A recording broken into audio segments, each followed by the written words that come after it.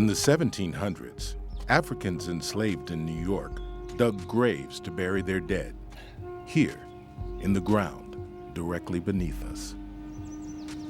Basically, we've got a cemetery that's on the south shore of a lake, a very hilly property, actually 25 feet below Broadway, the surface that you're walking on today. English maps of the time labeled the graveyard the Negro's Burial Ground, but to those who used it, it had a more relevant name. They called it the African Burial Ground. Every opportunity they had to say the name Africa with respect, they used it. It also shows community in the building and this creation of this community that's essential to these folks and essential to African people today. Africans recognized, their Africanness and celebrated it and honored it. And there's no better place, a more important, more sacred place to do that, but in a burial ground. The burial ground was located north of a fortress-like wooden wall that enslaved people were forced to build. Slaves were the primary laborers for the colony. The Lenape, Native Americans, were the first workers with their farms and homes and trails. And the Africans were the next major labor force. These are the people who built Broadway. They built the wall. From Albany to Argentina, this is the story of how African labor helped to shape the Americas, the Caribbean. And there's no better population, there's no better group of people who can tell this story than the people who were buried in the African burial ground. Although their lives were harshly controlled, Africans in New York actively resisted enslavement. The essence of slavery was a brutality to the soul and to the mind. It was a basic deprivation of humanity. Now, the fact that that was imposed on people doesn't mean that they accepted that. Those who were enslaved, at every possible moment, sought to give voice, give action to their humanity, to show forth their humanness, to reach out to the humanity of others. The burial ground became a place where enslaved Africans expressed compassion for one another and buried their dead with respect. No other species of animal buries its dead. We, human beings, are partly defined by the act of treating our dead in a special way.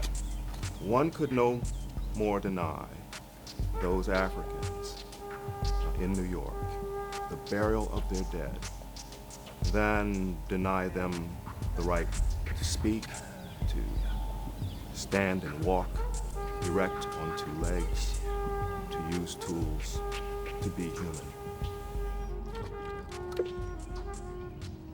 The African burial ground was also a place of peace and rest.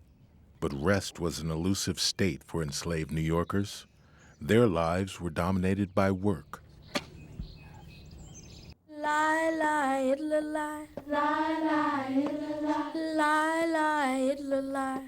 It's a world of work. Slavery is about work. Lie, it'll lie. Lie, lie. Many ordinary people think of slavery primarily about violence.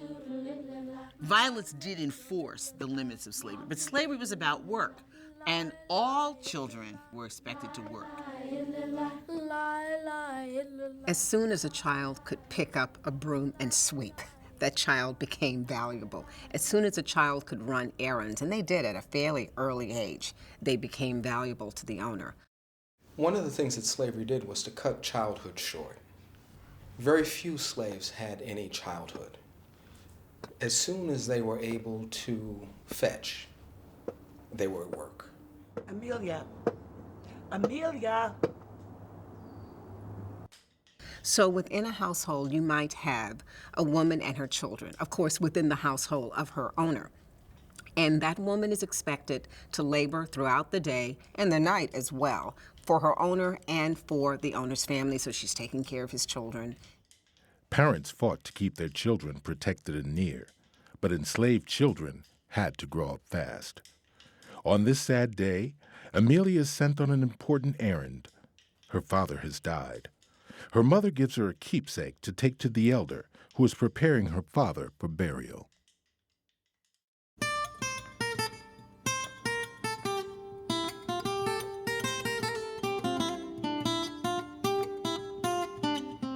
This is not the first time Amelia has walked alone through town, but each time she does, she sees other Africans living within the confines of slavery. One of the most important things, I think, to see about that world is that it was a small world. Manhattan is a small place at that time. It's an urban setting, but of course it's a small urban setting. The second thing that I would say about their lives is that they were very diverse people. They came from West and Central Africa, from various different cultures within the continent of Africa. They came from the Caribbean. She would have seen people at work. She herself was working. She is seeing the city grow. I just believe that this burial ground is so important to understand the enslavement of millions of Africans, because we're not often thinking of enslaved Africans being the ones who are clearing the land. They're the colony builders. If there's a word that should be synonymous with slave, it's colony builders, because that's what they're doing in New York. African people laid the foundations for virtually everything that we know about the Americas during the 17th and 18th centuries. The burial ground for Africans was closed in 1795, nearly 20 years after the signing of the Declaration of Independence. The graveyard became a landfill, all but forgotten under the buildup of Lower Manhattan. Then, graves were discovered in 1991. It's a graveyard right in the heart of downtown, and it's already surprising some historians. Jeff Weiser has more in this exclusive report. While government officials have withheld comment and have sealed the site from the public, Fox News has learned that archaeologists have discovered a historic site at this location at 290 Broadway, where a federal office building is scheduled to be built between Duane and Reed Streets. The first time that I heard about it was, actually I read about it. There was a news blurb. It was an announcement that this had been a cemetery for enslaved people. There were people who have said to me, I've always had a feeling that there was something special about this area, but I didn't know what it was. And this rediscovery tells me that this was a place where I belonged and I had a history here. I went there, went down into the burial ground, and what I saw overwhelmed me, and I still feel a certain emotional trauma. What did bother me was knowing that they were African people who had been allowed to lay in the ground all of these years, and buildings were put on top of them. The Africans, see, they rose for a reason. It didn't just happen. It was time for them to surface, because it's time for us to move back to the center stage. It's time for us to claim and take back who we are. As news of the burial ground spread, the African American community expressed concern about the human remains being unearthed. I think those of us who gathered there in that period felt shut out of something that we felt we should have been a part of. Outrage and disgust arose from the cavalier manner that GSA administrators sought to treat the unearthing of the remains. How will the government then acknowledge the fact that this was a cemetery? The 2 points that the community has requested that I cannot satisfy as a matter of... The outpouring of very deep emotions, which may have been underlaying or hidden within people for decades. Community members staged numerous protests against the building's construction. For many, this struggle echoed the experiences of their enslaved ancestors. When we think of resistance, we need to look at all of those various forms. We need to look at cultural resistance as well. I think the fact that people are insistent on retaining their culture is a form of resistance. That's an African characteristic. That's an African cultural retention. It was very important for Africans to assert and reaffirm their humanity to themselves and to one another. And so their struggle for the cemetery is a struggle for human rights in the most fundamental way. I want to assure all those gathered here that GSA has the greatest sensitivity to both the historic significance of the site and of its... I think that was best crystallized by the statement of former Mayor David Dinkins when he said, "This is our Ellis Island." He meant that our inevitable victory over it, our accession, and our eventual ability to become free in this country came through that little area in Lower Manhattan. I am not going to be a part of your disrespecting what people here testified, scholars have called, the most important archaeological discovery in this century. And I'm going to do, Gus Savage, everything in my power to make you change your obstinacy and your disrespect for a sector of this city. And with that having been said, in time, a compromise was struck. The government would finish its construction, but adjacent to the building, a memorial would be built where the graves were first discovered. Federal officials collaborated closely with the local black community, leading to the designation of the site as a national monument. The human remains were sent to Howard University in Washington, D.C. for study. Researchers examined the bones to determine what life was like for enslaved Africans. From the start, people identified closely with the human remains. The one question that people really wanted to know was, are there really bones there? I mean, you can really see the bones. They would say, well, are you going to show the bones? And the way I interpreted the question really was to say, I want you to make this real for me. The significance of that ground, it being a burial ground, that's the tangible reminder. That's what makes it real for us. They're living lives in constrained and ugly circumstances, being worked beyond their endurance. It's a life of pain and suffering, not simply psychic and emotional. Physical pain and suffering. I guess the gist of it is that this is an abused population. New York is like these other places in which the conditions of slavery are very harsh, in which people are worked to death because they are, in a sense, disposable. When the research at Howard University was completed, federal agencies worked closely with the descendant community to return the remains to the burial ground.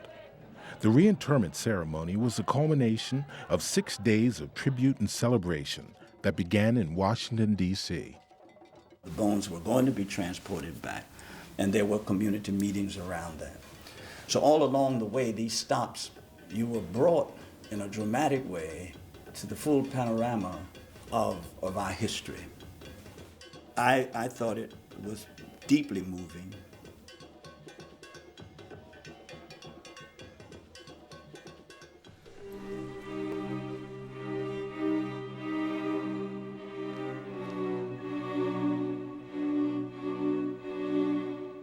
At the end of her journey, Amelia climbs stairs at the rear of a tavern to a cluttered attic.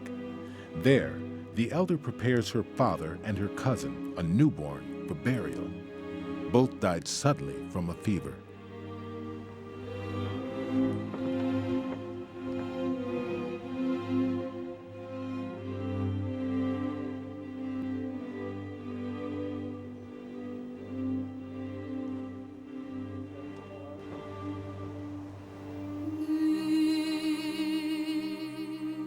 As she watches, Amelia remembers her father.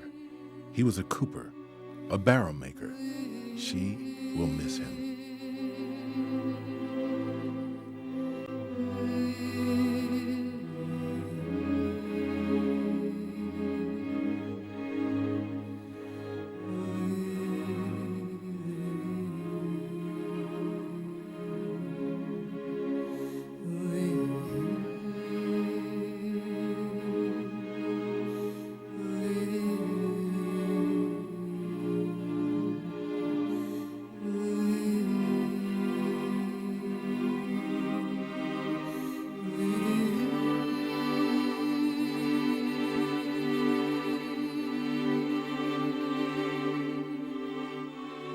Late in the afternoon, Amelia's mother fetches her for the procession to the burial ground. Though authorities forbade burials after dark, mourners often ignored the rules to make sure their loved ones were properly buried. I don't think that anyone knows for sure exactly what's happening in the burial, but we do know there's some solemnity to it. There's also some celebration. Ago. Amen. Ago. Amen. Ago. Amen. I am here today. Are you here today? I am here. Are you here today? Yes. We are here today to give thanks for the life of Kwame John. And to this newborn girl, Efwa, whose life had barely begun. Do you hear me? Yes. Do you hear me? Yes. Ancestors, we are here today to give thanks for the gift of life. We are here today to give thanks for both of their lives. And thank you for all of our blessings. Our beloved Kwame is with you now, ancestors. Now it is time for us to remember. I want the family to remember. I remember. Do you remember Kwame? Yes. Do you remember Kwame? I remember Kwame. Kwame was my husband. He was a father. Kwame was a good man. I remember Kwame. Yes. I remember how strong he was. Such strength before the sickness cut him low. Kwame, we must leave. You are an ancestor now. Guide us and protect us. Share your strength with us. We will call upon you.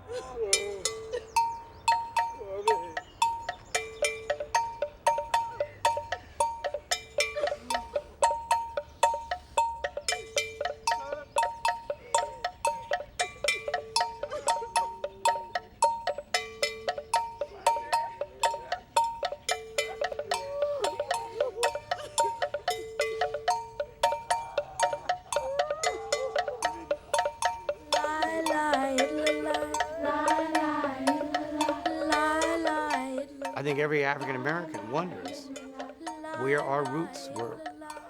What countries in Africa were we indigenous?